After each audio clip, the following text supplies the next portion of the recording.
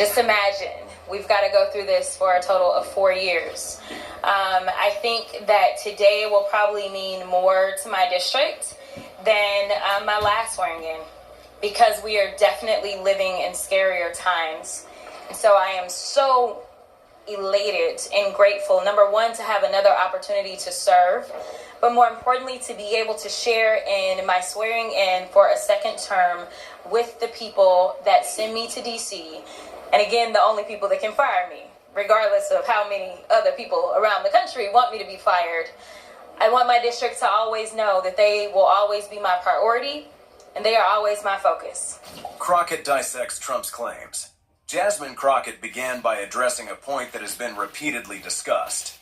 Donald Trump has consistently portrayed himself as a victim for an extended period.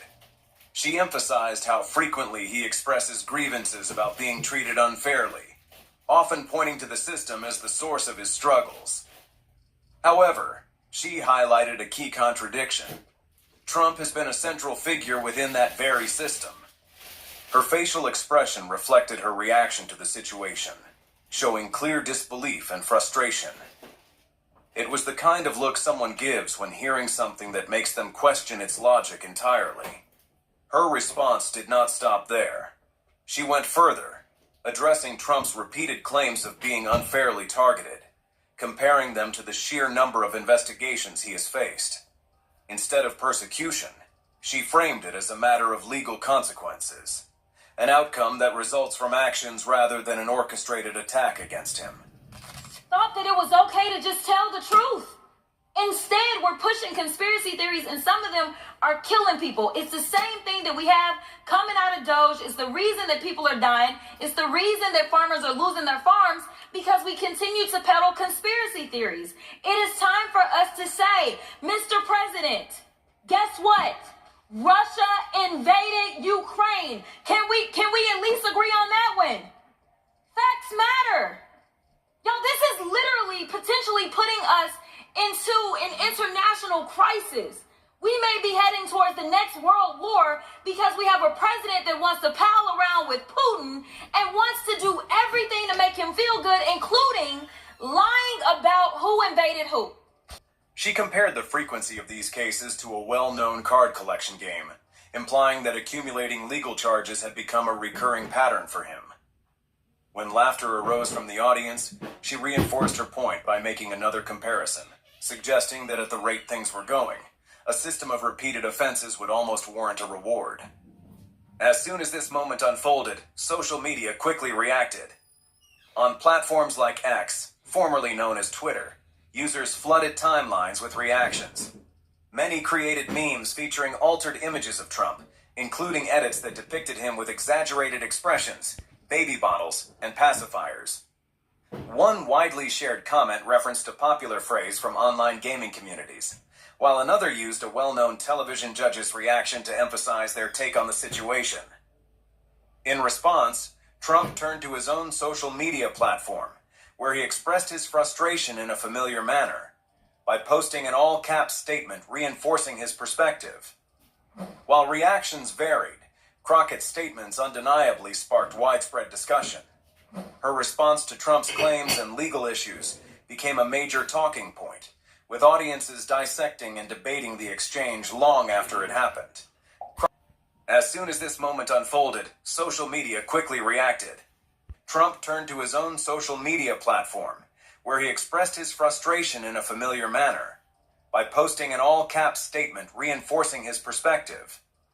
While reactions varied, Crockett's statements undeniably sparked widespread discussion.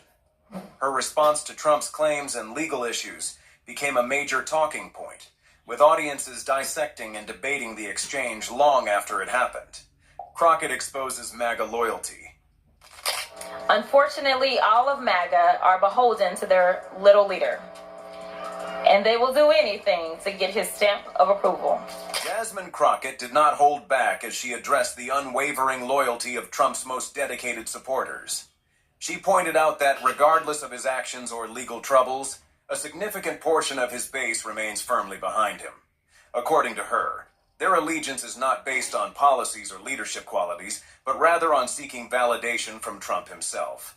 Unfortunately, all of MAGA are beholden to their little leader, and they will do anything to get his stamp of approval, turning into a dynamic where Trump's approval dictates the stance of many within his base. By highlighting this, she raised a broader question about the power of political influence and how it affects the decisions of those who remain committed to his leadership. Watch this. Unfortunately, all of MAGA are beholden to their little leader, and they will do anything to get his stamp of approval. During a nationally televised event, Jasmine Crockett systematically addressed and countered multiple statements made by Donald Trump. She challenged various claims, pointing out inconsistencies and confronting them directly. With each response, she provided a reality check that left no room for misinterpretation, ensuring that every statement was met with a detailed counterpoint. She also responded to the frequent characterization of investigations against Trump as a witch hunt, using a pointed comparison to highlight how many legal issues he currently faces.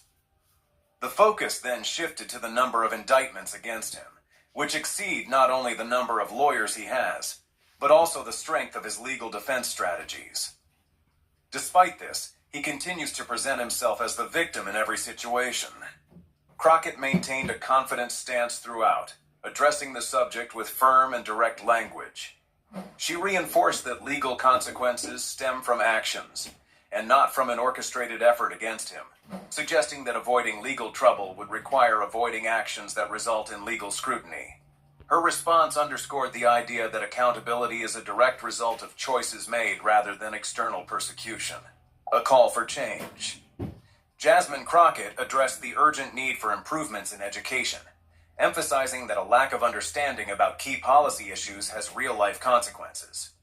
She warned that many people fail to recognize the long-term impact of government decisions until those effects start to directly disrupt their lives. We've got to do better at education. People don't understand, but you will understand when those hospitals in rural America start closing down even more, she stated, pointing to the struggles of the healthcare system, particularly in underserved areas. She continued listing other essential services that could be affected, warning that the loss of Social Security, Medicaid, and Medicare would become undeniable once individuals began to feel the financial burden firsthand. Crockett then highlighted infrastructure and safety concerns, mentioning the potential for increased transportation failures. You will understand as planes continue to fall out of the sky, she added, illustrating how neglecting responsible leadership could lead to widespread instability. She concluded by reinforcing the importance of electing leaders who prioritize competence over spectacle. Soon, you will understand why it's important to maybe have somebody that isn't loud and ridiculous. And maybe Sleepy Joe is what we wanted, because we could at least then sleep at night, she remarked, suggesting that steady leadership provides reassurance, even if it lacks theatrics. Her remarks framed the discussion around the tangible consequences of political choices, urging voters to consider long-term stability over attention-grabbing rhetoric. She stressed that while policy decisions may not seem urgent at the moment, their effects eventually become unavoidable realities that impact everyday life. Jasmine Crockett then turned her attention to the well-known perfect phone calls, emphasizing how frequently Donald Trump has used this phrase to describe conversations that have raised legal and ethical concerns. She noted the repeated use of the term perfect in relation to discussions that have been questioned for their legitimacy. Her remarks suggested that if a conversation repeatedly needs to be defended in such a manner, it raises further questions about its actual nature. She also highlighted the unusual pattern of having to publicly clarify that a phone call was not improper. She compared it to an everyday scenario, calling a family member and then feeling the need to hold a press conference to insist it was completely above board. The idea that such reassurances were necessary, she implied, made the situation appear even more questionable. The discussion then shifted to the handling of classified documents. Crockett made a strong comparison, likening Trump's response to a situation where a child is caught in the act but denies any wrongdoing. She described how highly sensitive government documents were reportedly stored in personal belongings, drawing attention to the casual nature in which they were allegedly handled. She also pointed out the repeated federal investigations into the matter, emphasizing that legal scrutiny often follows actions that warrant it. In a closing remark, she suggested that if one wishes to avoid government authorities conducting searches, it would be advisable not to store classified material in unsecured locations. The statement underscored the importance of proper handling of sensitive documents, a standard expected of anyone entrusted with such materials. The question before us is, will a vindictive, vile villain violate voters' vision for a better America or not? I hear alliterations are back in style. We deserve better. We deserve a president who can be a bright light in a sea of darkness. One who will pull us forward, because we won't go back. Election integrity and financial reality. Jasmine Crockett then addressed Donald Trump's repeated claims about winning the 2020 election, directly challenging the accuracy of those statements. She thoroughly countered the narrative, presenting evidence to dispute the assertions and leaving little room for misinterpretation. Her response was structured in a way that left no doubt about the outcome of the election, reinforcing the fact that the results were conclusive and widely verified. To illustrate her point, she made a comparison to someone refusing to accept a clear loss in a simple game, reacting with frustration rather than acknowledging the actual results. She emphasized how the election results were not close, highlighting the significant difference in votes and reinforcing that the official counts had been confirmed multiple times. Despite this, she pointed out that Trump continued to insist the results were unfair, blaming external factors rather than accepting the official outcome. All the lying you've done to the American people. All the what? All the lying, all the dishonesties. What you said yesterday. Because you see, he's not going to tell you about the number of companies which are already making the move to bring their business back to the United States. And by the way, when they do, there will be no tariffs. For example, here's one example. Honda's goal is to ensure that 90% of U.S. sales are with vehicles that are produced in the United States. The company is looking at moving the production of its CR-V and Civic vehicles to the United States to support that goal. And over the next couple of years, this car maker is looking to increase U.S. production by as much as 30%.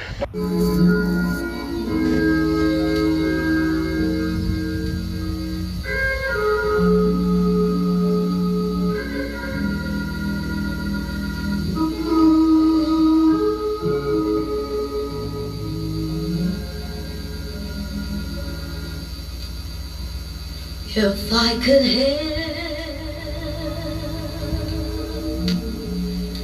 somebody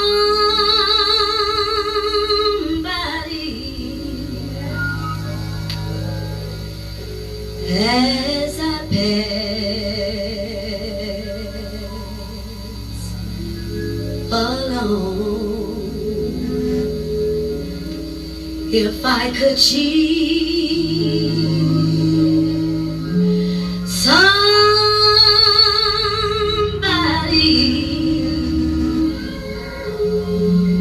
with the word or a song, if I could show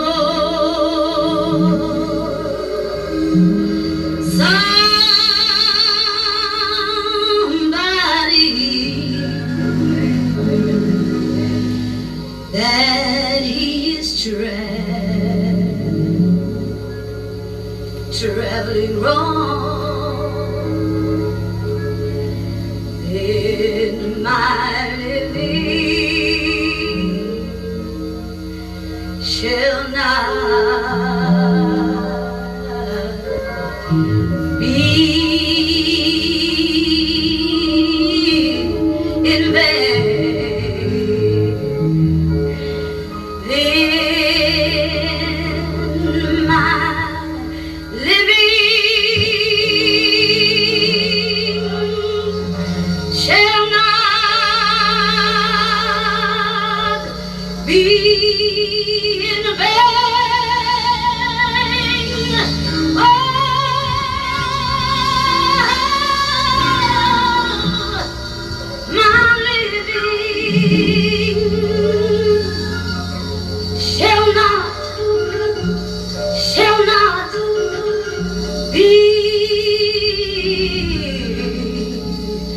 in the vein.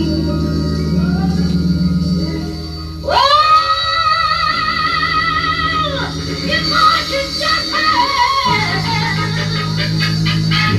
you might just have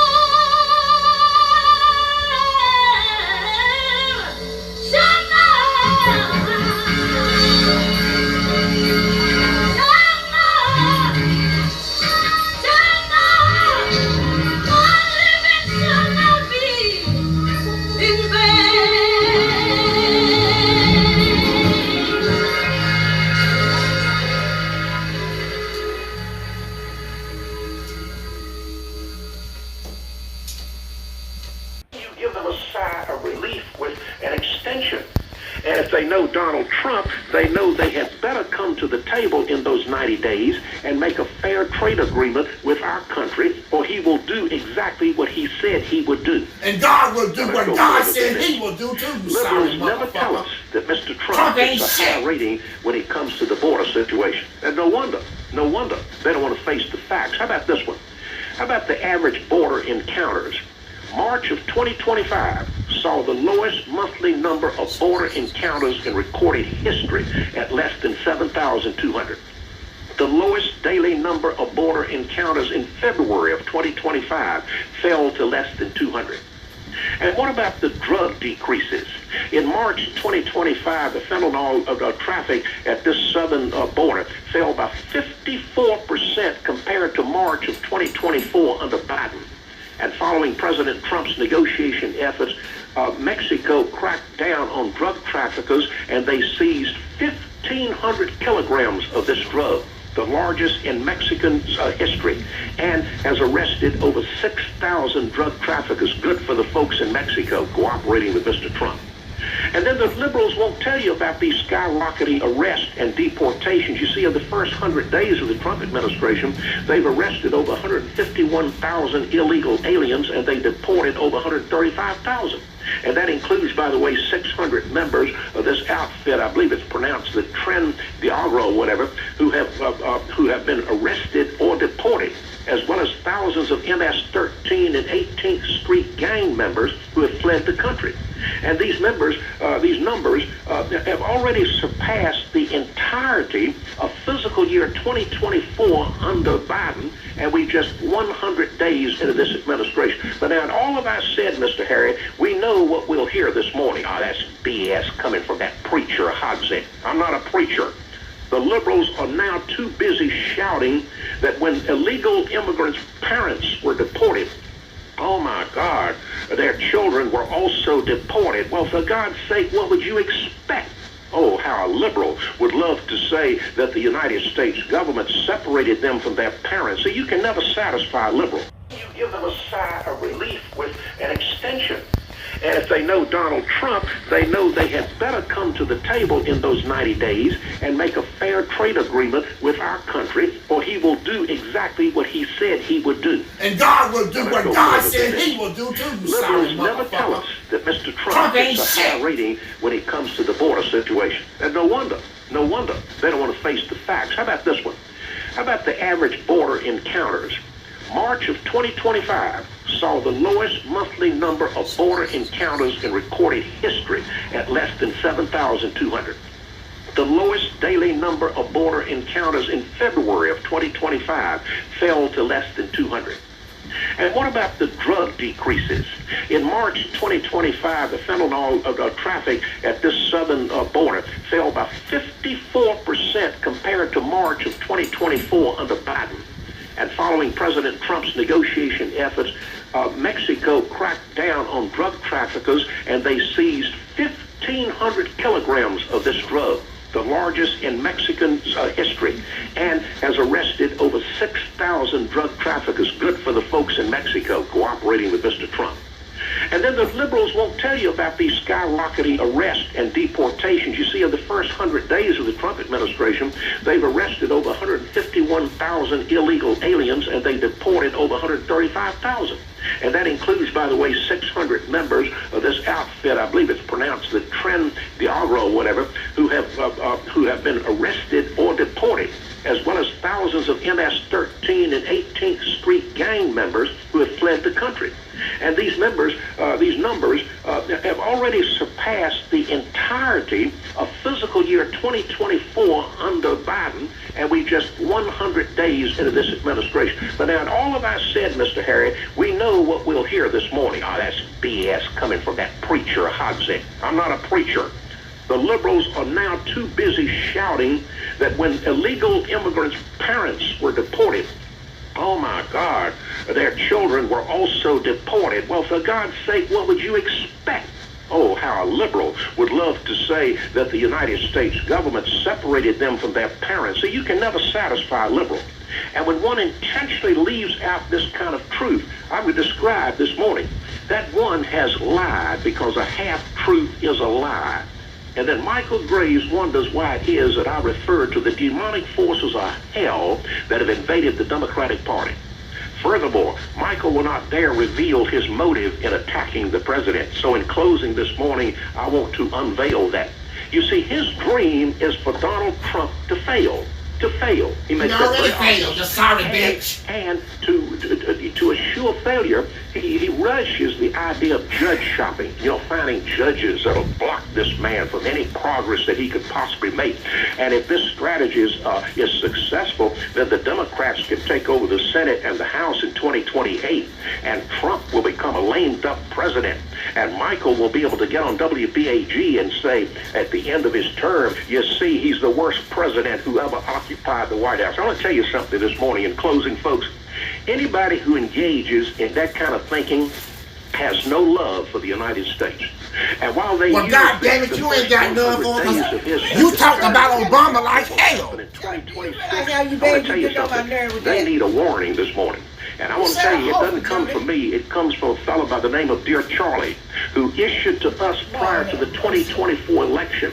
Be careful, he said, because you may wake up the next day after the election and have mud in your faces. And I got news. There are a lot of individuals that predicted wrong when it came to the last election, like Michael, and they're walking around this morning with mud in their faces. Have a wonderful day, Mr. Harry. God bless you. Thank you. Thank you. 222. You have a terrible day. 224. 222-9224. Glad to have you along. Hope you will give us a call, join in the conversation. Let me tell you about Lizzie's Plaything. Lizzie's Playthings is at 124 West Front Street in downtown Burlington, right across from the amphitheater and the depot. Lizzie's buys, sells, trades, vintage dolls, toys, books, games, and more. It's like when you walk in there, it's like Christmas every day. You know, some of these toys are things that you remember when you were a kid. They're open. Good morning's going well. Going well. Michael's going to hear what he wants to hear, and what he said this morning. It's not going to penetrate Michael, because he could care less about what somebody says, because he's a little thick like that, you know. But it is what it is, I guess you'd say. Some people, they just built the way they are, and that's all you can. Y'all built the way y'all are. Y'all is evil. Anyway, it is what it is, I guess. Yeah, it is. It is what it is. You know, and the thing about the thing that fascinates me so much is nothing goes unrecorded. Okay, everything that people speak out in the world that are in the public eye will come back to haunt them if they don't think about it. And it really has. Many of the things that folks said during the Biden administration are not coming back to haunt them during the Trump administration. And, you know, we had a conversation yesterday about walking and chewing gum at the same time. You know, That's something that Michael's talked about all the time. And he said yesterday when I brought that up, he said, well, that's different. No, it isn't. It's exactly the same. There's no difference in it at all. And these folks that are fighting what's going on, you know, the Elon Musk thing is one of the most fascinating things to watch. Elon Musk is not the president, and they say, well, we didn't elect him to be. Well, he's not the president. He works for the president, and they're talking about him winding down. Well, he only had a 130-day appointment. That was what the rules of his appointment say, that he can be there 130 days. So of course he's winding down. That's what's coming, and he's going back to running his business, which has suffered because he was trying to help the American people make their government more efficient, which we have now found out is like every other time that anybody ever tried to do it, is really hard because you've got a bunch of people out there that really don't want the government to be more efficient. They want you to leave it alone. It's only $1 billion. That's nothing. Just leave them alone. It's just no money at all, you know. And I think that is just fascinating to watch. Hey, well, I'm going to tell you, $1 billion do me very well, and some others too. Well, but when you compare $1 billion to the budget of the United States, it's nothing. It's a tiny, minuscule part of the budget. But that, to me, doesn't mean that it's insignificant. It is significant. $1 billion, you know, $100,000 is significant to me. And if you're spending $100,000 in this government on something stupid, don't say, well, don't worry about it. Yeah, it is a little stupid, but it's just $100,000. That's the way there are a lot of people looking at it, and that Doge didn't look at it that way. And there are a lot of people upset about it. There really are. Well, you know why they don't care? Is because it's not their money. It's your money, my money, every taxpayer's money. Whether you go to the grocery store, whether you own some property or whatever, all the tax money that you got goes back into the government. Mm-hmm. And that's why they don't care, you know, $1 billion, not nothing to them, but it came from the working people is where it came from. $1 billion here and $1 billion there, pretty soon you get into some big money. Oh, yeah, well, that's why you got what you call a deficit, you know. But I think we need to do some investigating, see if Michael can walk and chew gum at the same time, because he sure is stuck on that. I don't know. He might not be able to, maybe it's something personal or something. I don't know. But anyway, let me get off here and let somebody else. Y'all have a good day. Thank you. 222-9224. Show his approval is sinking, including one revealing the lowest rating since World War II. Go down the list. The New York Times poll had Trump's job approval rating 42%. CBS News poll had that number at 45%. A Rasmussen poll had Trump at 47%. The Economist YouGov poll had Trump at 44%, and the Fox News poll had him at 44%. That's not great, but where did they come up with the lowest rating since World War II then? 42% approval among registered voters. But the Washington Post also released a finding showing Trump at 39% among all adults, including those who didn't even vote. 39%. That's the headline. To reach this result, the Washington Post pollsters surveyed 848 people who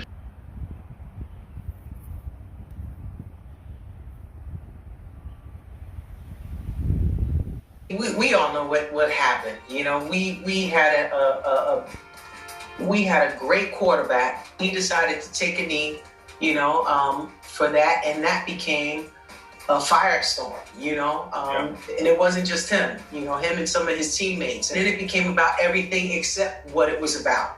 It was strictly about police brutality. It was about the way the police were treating black men. It was strictly about police brutality. It was about the way the police were treating black men. Look, we all know Trump has spent his life being the most truthful person on the planet. I mean, who could forget the countless times he said, I had the best words, like it was some kind of magic spell to make people believe his lies? This man has convinced so many people that the sky is green and the grass is blue. And he's still out here telling people he's the greatest businessman, the most successful president, and the world's most beloved family man. Spoiler alert, none of that is true. Donald Trump has been married 3 times, and somehow his relationships are about as genuine as a Twitter post promising to donate to charity. The guy's marriage to Melania? That's a story so weird it could be a Lifetime movie. It's like watching a pair of people who've been playing the longest game of who can pretend the hardest in the history of human relationships. Trump, with all his successful businessman energy, somehow still couldn't figure out how to make his marriage look real. Melania, on the other hand, probably looks at the wedding ring and thinks, this is the longest and most expensive contract I've ever signed. And we all know she's counting down the days until the Melania Trump divorce special airs on network TV. Maybe some people, they see me as just a wife of the president, but I'm standing on my own 2 feet, independent. I have my own thoughts. I have my own yes and no. I don't always agree what my husband is saying or doing, and that's okay. Are you able to tell him when you disagree? I give him my advice, and sometimes he listens, sometimes he doesn't, and that's okay. With him, no, I don't. And I tell him that. I tell him my opinions. I tell him what I think. Sometimes he listens, sometimes he don't. Then there's the way Queen Latifah just called him out. She didn't even break a sweat. Latifah made it clear Trump can't even get his marriage right. How's he supposed to be trusted with running the country? I mean, seriously, we've all seen his personal relationships crumble faster than his real estate empire during a recession. In fact, his marriages seem to follow the same pattern as his businesses. Start strong, get a lot of press, make some questionable decisions, then go down in flames, leaving a trail of poor decisions and bad investments in the dust. And don't get me started on the First Lady gig. Melania might be the most uninterested First Lady we've ever had. Honestly, she looks like she'd rather be anywhere else, preferably in a place where no one remembers she exists. Every time she's at a public event, her face screams, "Why am I here?" The woman looked more interested in giving a keynote address to a pack of wolves than attending one of her husband's rallies. But hey, the paycheck's good, right? I absolutely love this idea. I remember going through my things as a teenager, 14, 15, and sitting on the bus, taking the bus to the movies or wherever I was going, and sitting on the back of the bus writing lyrics and working through my own emotions, working through things and really coming into a more positive place just by expressing what I was feeling. So I really hope that this works. Trump's lies don't just stop at his marriages. Oh no, they spread like wildfire. From his business successes to his claims of being a self-made billionaire. Newsflash. We all know that Trump was born with a silver spoon so shiny it could blind a small child. The man inherited millions from his daddy. Let's not pretend he built his empire from nothing. If anything, he built it by dodging taxes, taking advantage of loopholes, and inflating his numbers like he was playing a game of Monopoly. And by the way, don't let him tell you he's a genius in real estate. His best business ventures include casinos and a reality TV show that has somehow lasted way longer than anyone expected, just like his ability to spin reality to suit his needs. Now, let's take a moment to reflect on Trump's so-called accomplishments. People should be staying in locker rooms, but still, I think it's good. You have to stand proudly for the national anthem. Well, you shouldn't be playing. You shouldn't be there. Maybe you shouldn't be in the country. You have to stand proudly. Donald Trump. Black excellence. Yeah, we made some black excellence. And it wasn't just at the top of Africa. The man has spent more time trying to convince us he's accomplished something than actually doing anything worth noting. And the irony is rich, folks. We're talking about a guy who tells us how much he built while simultaneously bankrupting his casinos, mismanaging companies, and somehow making an entire industry, like the Trump brand, synonymous with failure. He even got a bunch of bankruptcies under his belt. How? Well, when you don't pay back your debts and let the government bail you out, it's not exactly the story of success, is it? Then, there's the absurdity of his time as president. Trump spent more time golfing than actually being president. Sure, he signed some executive orders here and there, but for every one thing he did right, there were about 5 things he did wrong. His foreign policy was a mess. His domestic policy, even worse. And if we're being honest, the guy never really cared about the people. He just liked being in front of a camera. He likes the spotlight, the attention, the adoration, even if it's only from a select few who will believe whatever nonsense he spews. And let's not forget the insurrection. You know, the one he stirred up with the kind of rhetoric you wouldn't trust to babysit a pet rock. It's time for some people to go to jail. Some people are out there to straight kill. Some people are out there to be authority figures. You give them that kind of power and of a weapon, and it changes their mentality. The best part about the takedown of Donald Trump wasn't just the call out itself. It was the sheer effortless delivery.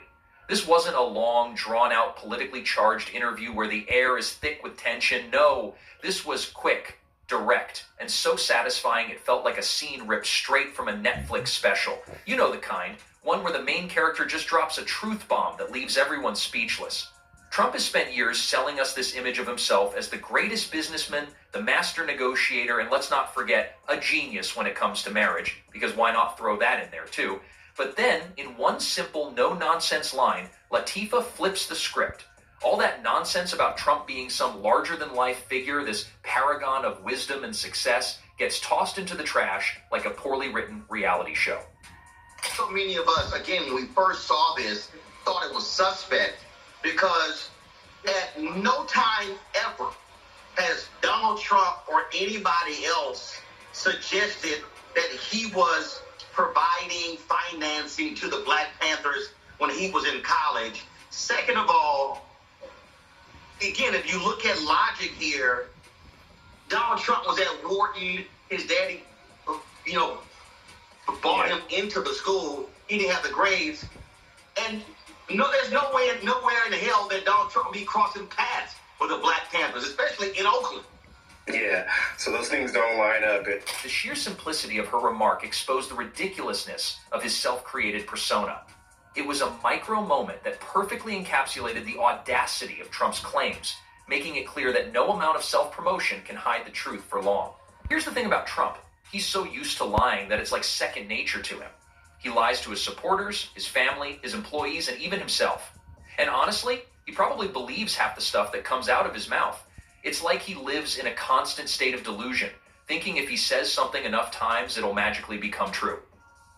I love those pink signs. Women for Trump.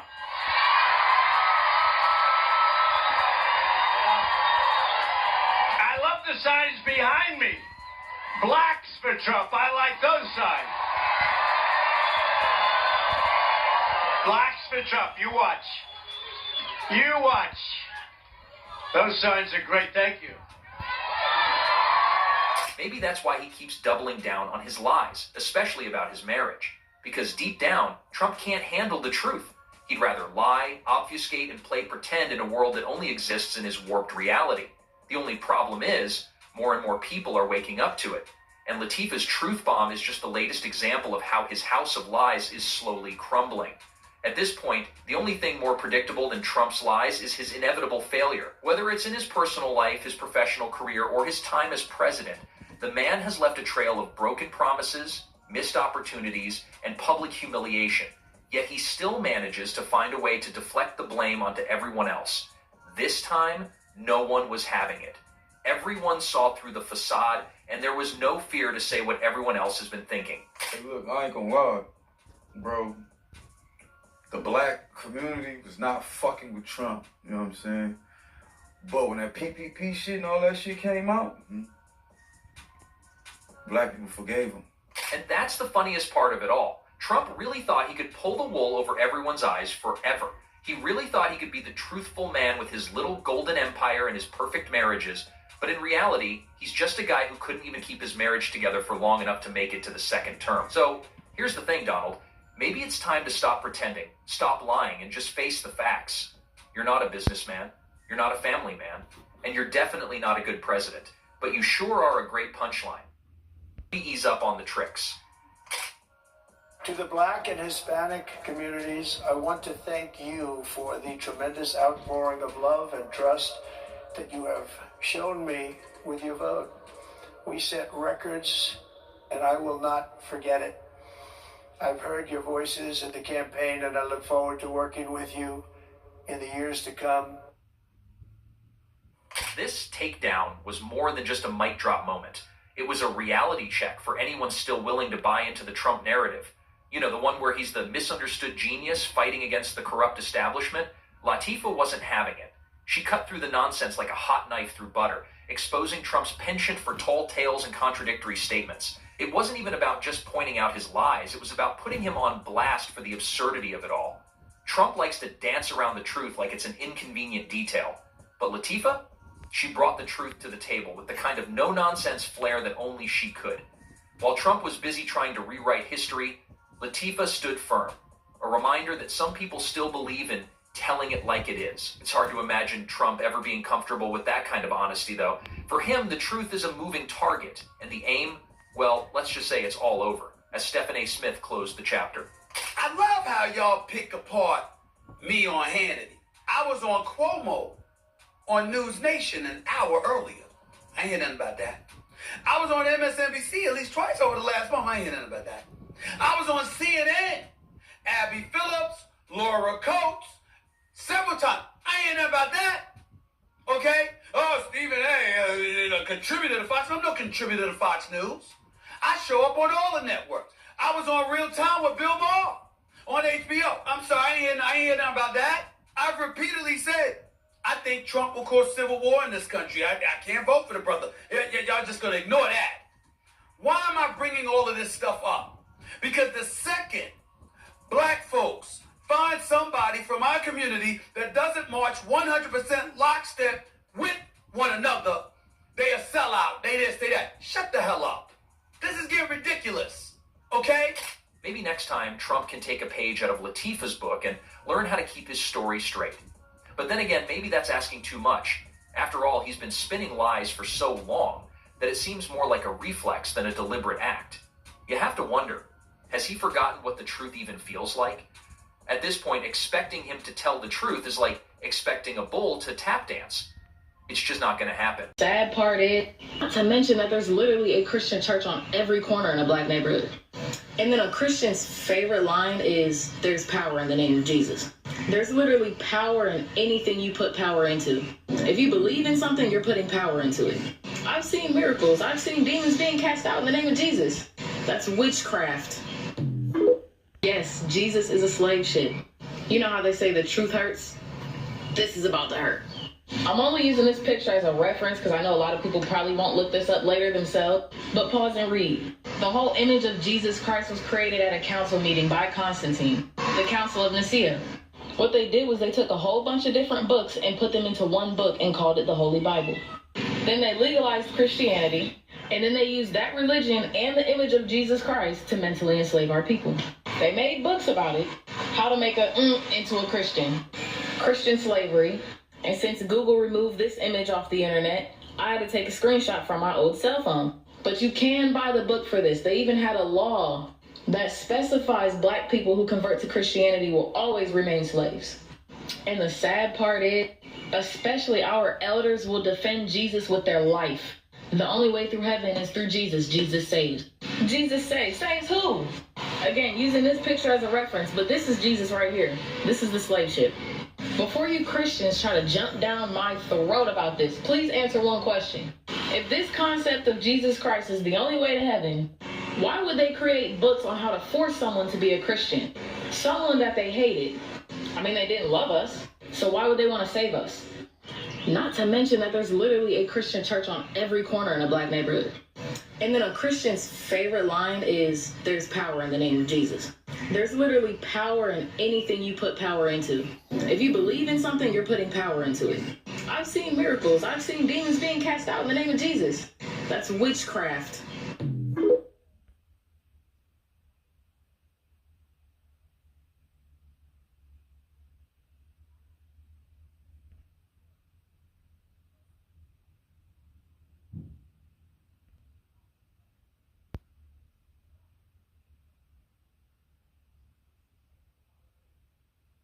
Of Lubeck was a significant ship in the history of the transatlantic slave trade, often referred to as the Good Ship Jesus.